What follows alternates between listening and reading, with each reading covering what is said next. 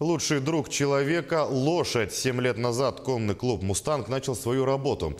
Тогда в их конюшне был всего один скакун. Сейчас это спортивный клуб с единственным по всей республике скрытым манежем и возможностью круглогодичных занятий.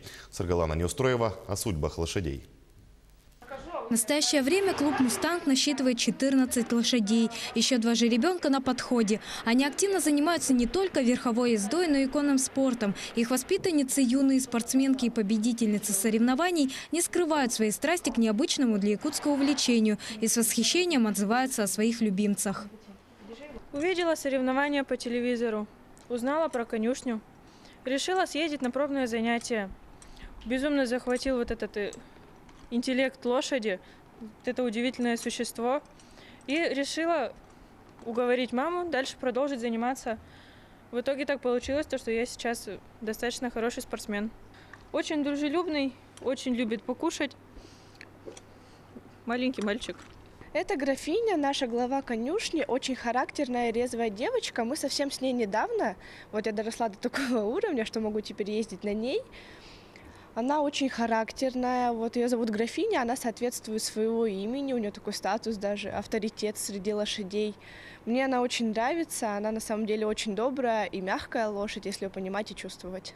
Конюшня клуба славится не только графскими особами и сладкоежками. Среди скакунов находятся и настоящие звезды. Этой кобыле 20 лет, ее зовут Айталына. В мире конного спорта ее называют легендарной за свою долгую жизнь. Она принесла бывшим хозяевам 34 победы в конных скачках и 1 приз правительства 2005 года.